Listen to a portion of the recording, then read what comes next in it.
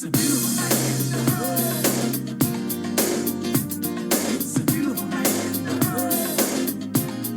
hanging out in the hood.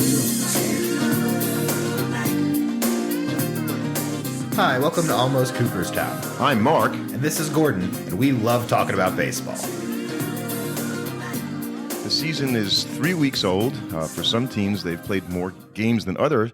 But at this point, there is no early favorite for the 2021 Rookie of the Year in the National American League. I think even if there was, nobody would really take it seriously, because it's like, we've seen guys have 3-week stretches that make them look like superstars. Like, I could take a couple 3-week splits from Lucas Duda that would convince you he was the greatest baseball player to ever touch the diamond. We all know that's not the truth. Like, 3 weeks just isn't enough time. Like, pitchers have made maybe 3 starts. So, okay, Right. a guy could have, and that's if they're a number one starter. If they're not in that, which a rookie probably isn't, so a rookie's probably made 2, maybe 3 starts as a pitcher. And as a batter, you've got you just had a hot streak at best to start the season. That's all it really is. And the Rookie of the Year has only been around since 1947. Jackie Robinson won the first, and it was for both leagues when it first started. He won the first one, and Alvin Dark the next year won for the Indians for both leagues. And since then, it's been one for each league. And so it's interesting that for almost 50 years of the 20th century, there was no Rookie of the Year. People didn't even vote on that. It wasn't an important thing. I'm not sure why they decided to start it. Well, I could imagine purely early on, just due to the sheer number of different leagues that would go on, I feel like some players would almost be considered insulting to be considered a rookie because they're playing in Major League Baseball for the first time, especially if they've been a professional baseball player for years up until that point. You don't have one defined top league like you do now. So you bring up an interesting point because in recent years, guys like Sasaki and Hideo Nomo have won Rookie of the Year awards, but they had pitched in it feels Japan. It almost is a bit patronizing, both to that player and their competition, because it's just like, to the competition for the Rookie of the Year, hey, yeah, 21 kid. You're competing against this 30-year-old guy from Japan that's been a professional pitcher for the last 9 years and knows how to get it done. He's got a completely different outlook on being a rookie in the major leagues compared to you. And also for that player, it's basically for the guy that's, the 30-year-old or whoever is coming from another country or another league. It's like, oh yeah, sorry, your league doesn't really count. Right, and we've got a definite Hall of Famer, first ballot, Ichiro, who was a Rookie of the Year, but he had 1,000, right. Like you really tell me that Ichiro was a rookie when he came over? He was a rookie, yeah, by Major League standards. Well, but at the same time, I think that also contributes to people now looking at these international prospects differently. People like when Ichiro came over, there was kind of the question of, was he going to be able to perform? Now people come over and expect them to perform. So, they have changed over the years a little bit in terms of the criteria for Rookies of the Year, and I find it a little bit interesting. It was first defined as somebody that had 75 at-bats or 45 innings pitched in any previous Major League season. I think the 45 innings is more significant to me than the 75 at-bats. Well, the only difference is when this came around, 45 innings was not actually that much, because it wasn't like you had rookie relievers coming into the game that often. And then it was later amended to 90 at-bats. They kept it at 45 innings pitched, so they kind of knew that was a lot. Or 45 days on a Major League roster before September 1st. That doesn't make any sense. The current standard, however, is up to 130 at-bats. So that is, if you don't have 130 at-bats in the season before, you get to remain your rookie status for another year, 50 innings pitched, or 45 days, that kind of stuff on the active roster. This is since 1971. Correct. So I guess that makes sense. 1971, for 50 years it's been like this. And I think that makes sense because that allows teams to, what you can do is you get a lot of those May call-ups with those super prospects. They bring them up in May and be like, okay, can he handle it right now? And if he can't, they send him back down until September, but you have those extra at-bats you can play around with early on because he's got 130. You can bring up those guys. You see it a lot now in May, and it makes sense because the MLB wants to get their young stars into the game faster, and teams will do it because they still get the year of service time manipulation. Didn't work for Jared Kelenic this year, but, it did work for Pete Alonso a couple of years ago, and I'm pleased that it's happening a little less often than it used to. And it should happen less often than it's used to because we want the best players to play. Right. And it's in baseball's the only professional sport that has that kind of weird. That's a great point. I hadn't thought of it that way. You're right. Right. I can't think of another sport that no does it other this sport way. has like this weird service Only time baseball. manipulation where they're like. Now, granted, baseball also probably has the longest shelf life of any pro athlete because your average MLB careers. Actually, I don't know if the average MLB career is a lot longer than the other sports just because of the sheer number of people in the I would imagine it still is, but just because of the number of people You don't get injured. Right, but Not the same way you would in football, but you're going to still have a lot of roster turn because there's a lot of guys on, and they have big rosters too. Yeah, so and you have a lot of teams, so you that's going to drive down the average number of years played. But your top level players play way more seasons. So I expected when doing some research for this episode that we would come up with a lot of flameouts, right? The stories of a guy who had the great rookie year and just never did. And there was a few of those, but I was surprised at how telling the rookie of the year is in terms of showing a good major league career. Well, one, you have to be the best rookie in your entire league. And I feel like that's not going to happen that often in like where it's a complete flame out. You know what I mean? But at the same time, I am curious like what the hit percentage is. Like how often do rookie of the years turn into, at the very of the least, Hall of very good type players, let alone Hall of Fame players? Well, it's funny you mentioned that because I took a look at either since 2015, only because since that time, after that, you have Seager and Bellinger, and those guys are way too early in their careers to be considered any kind of a Hall of Fame track. But if you look at the guys that are on that list, and there's a pretty good list since 2001, the National League. Pujols, Ryan Braun. Okay, maybe not a Hall of Famer, but you get to talk about it. Buster Posey, Kimbrel, Bryce Harper, Jacob deGrom, and Chris Bryant. Yeah, Bryant's definitely the weakest character in that arguably lineup. His best performance was his that rookie season. And the American League has Ichiro, who, by the way, with Fred Lynn, is the only two players to win the MVP and Rookie of the Year in the same year. That's pretty cool. So Verlander. Pedroia, and say what you want about Pedroia. I think he's a Hall of good player. He's right there. Player, yeah. Longoria, who you might grit your teeth a little bit, but you got to look at the guy's career. He's got something you have to look at in terms of career WAR. Mike Trout. Yep. Abreu of the Cubs and Carlos Correa, a little too recent, right, for him, but has had as a shortstop and having this start to his career. Rookie of the Year, David Wright? He did not. He did not. Who won that year? That's interesting. Well, we'll go through that at some point. And that's another thing is that sometimes guys that you expect to win Rookie of the Year didn't. Like so, Barry Bonds didn't win Rookie of the Year in 1986. So I didn't even realize that was his rookie year.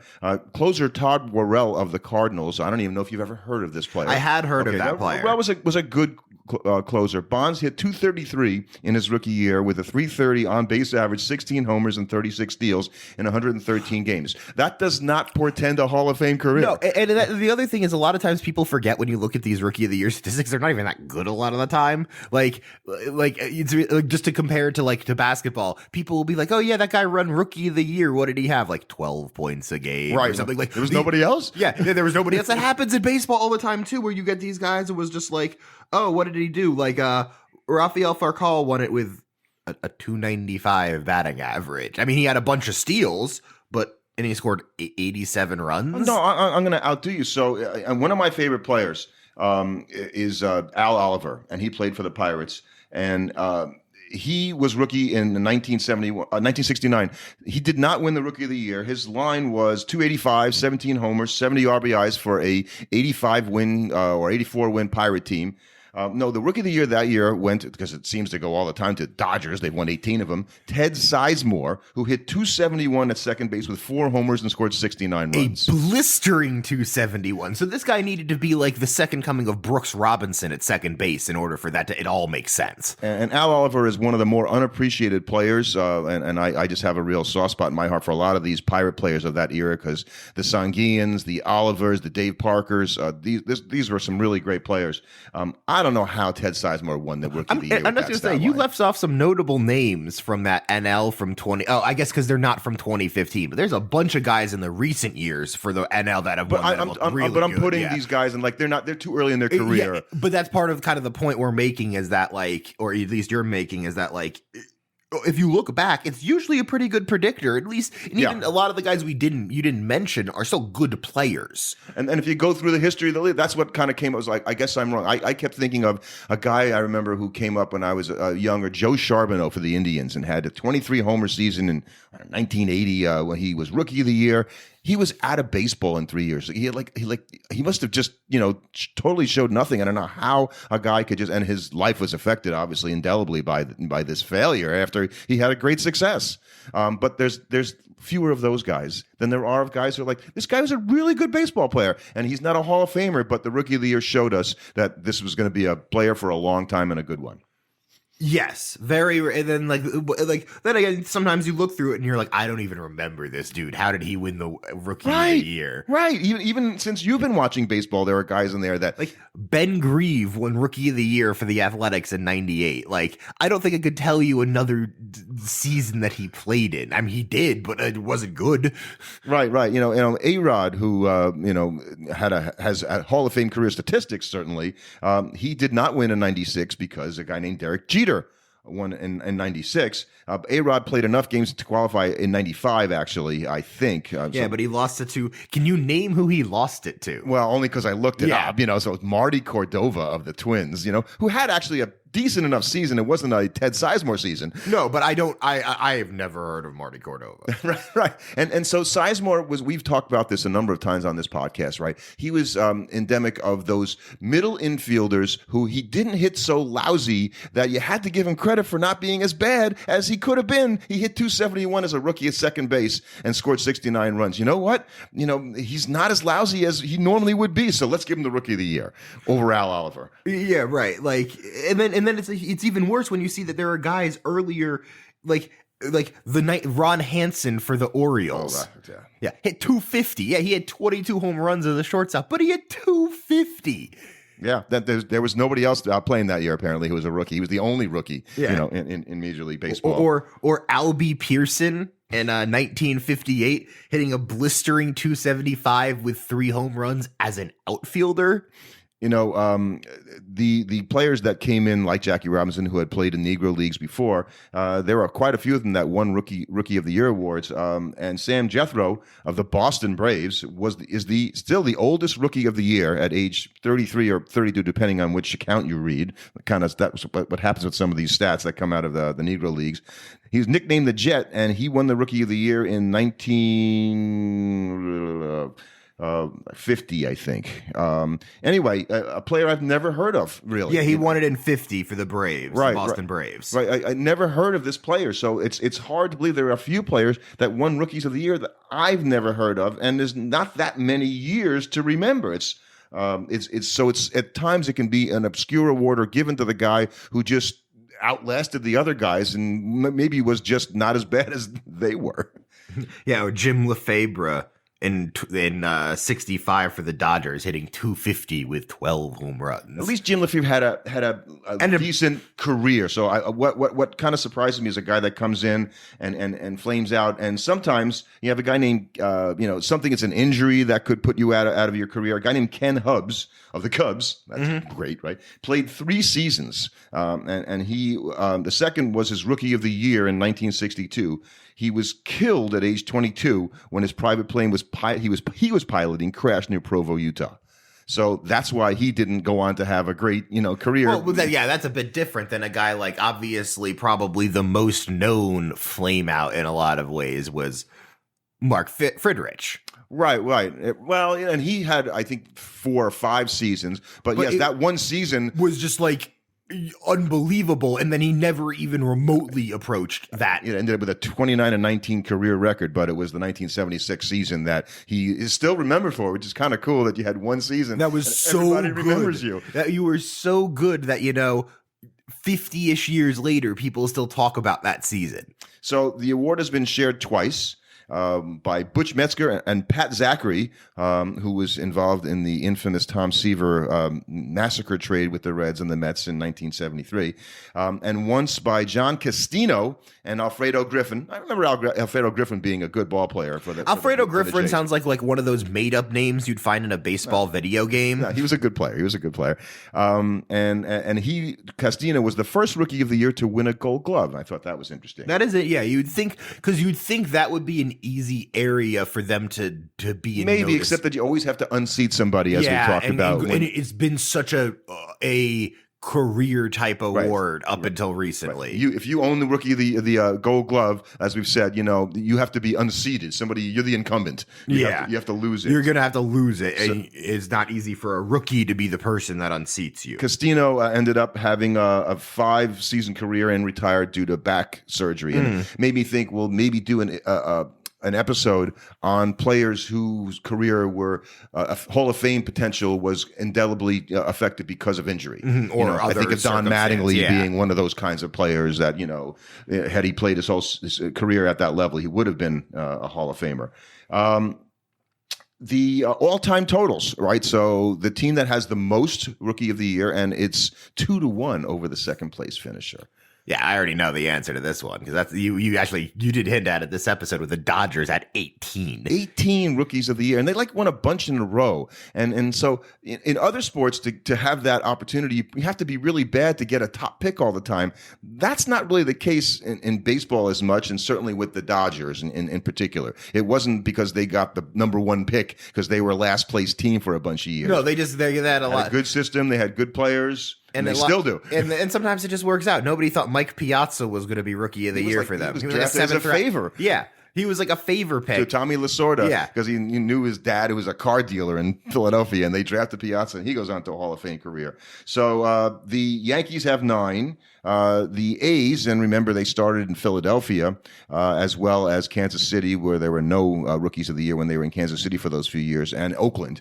They have 8. And the Mets, Cubs, Cards, and Braves each have 6. It's interesting that a bunch of teams have a lot of them. And then some of them don't have hardly any. Like the Mets, actually, if you think about it, between the Mets, the Cubs, the Cardinals, the Braves, and the Dodgers, that's literally all of them. Well, because you got I think there's a San Diego that's here. 24 and 18, so that's 42 there's 2 leagues. So, but those are only National League teams.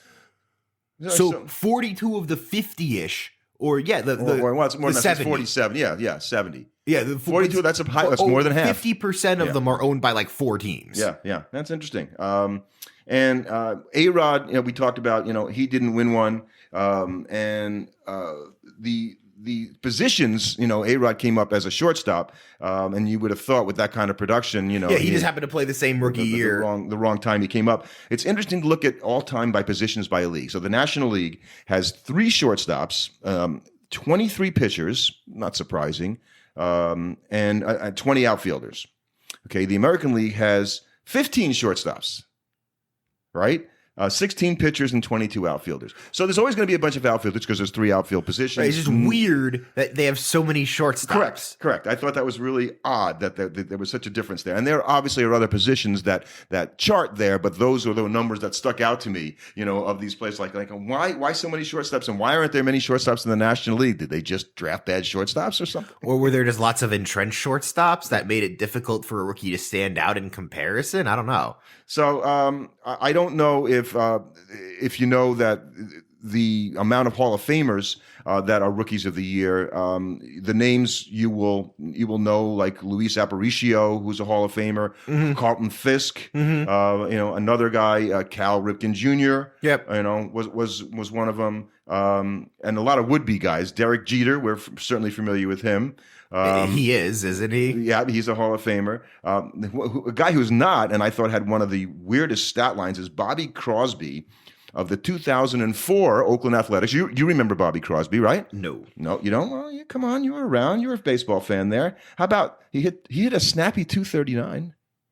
239. He won the Rookie of the Year. He's a shortstop. Okay, so that's a little harkening back to he did hit 22 home runs, and now we've got a middle infielder who hit home runs at a time that they were hit by shortstops in 04. Yes, but that's when it was expected. So if he was the only rookie middle infielder that was hitting with any power, especially people would overlook the average thing because it was interesting. Right. I'm trying to come up with the 2000 AL Rookie of the Year awards just to see who did he compete with that season.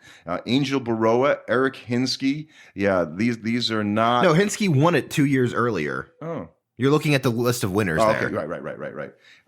So who was in the running that particular year? I just don't remember. And Crosby played 750 games in the major league, so it wasn't like he was a bad player. But that stat line at 239 now has just kind of caught my eye. Well, yeah, I think it's just the idea that also sometimes who wins is just as much as a function of what rookies play that year. So sometimes you're going to have a guy with a weak stat line win just because he had the best of the weak stat lines of the rookies that played. Right. And there are more recently guys that have won Rookie of the Year, like Neftali Feliz. Certainly not going to have an all-time great. And on the other side, you've got Aaron Judge. And you got Pete Alonso. And you've got Mike Shohei Ohtani. And so does it mean you're going to have a Hall of Fame career? What it means, likely, I think, is you're going to have a good major league career. They don't whiff on Rookie of the Year to the point where the guy ends flames up out. No, you're really happen very much. No, usually the only way that it's a miss is because the guy has enough injury problems that it just prevents him from being able to compete. It's not a miss because the guy lacks talent. Yeah. He may not have the career that you expected that he might, given his rookie year, but the chances of him becoming a 220 hitter and being out of baseball if you look is at less than ever been before. Just looking at going back to 2016, the winners for the AL were Fulmer, Judge, Ohtani, Alvarez, and Kyle Lewis. Of that group, only two of them off the top of my head are guys that I just don't know about, and that's Fulmer and Lewis. And that's only particularly because Lewis's last year. So and it's like he did it in the COVID season, so it's tough to give him a ton of we just don't know. And Fulmer was disappointing, I'd have to imagine, for the Tigers. Yes, yeah, I would especially after what they gave up to get him. Yeah. Well, we won't talk about that. So, but it's just interesting to me that it's a very few misses. That's the point. Is that Rookie of the Year means you're going to be a good major league ball player, maybe even a Hall of Famer.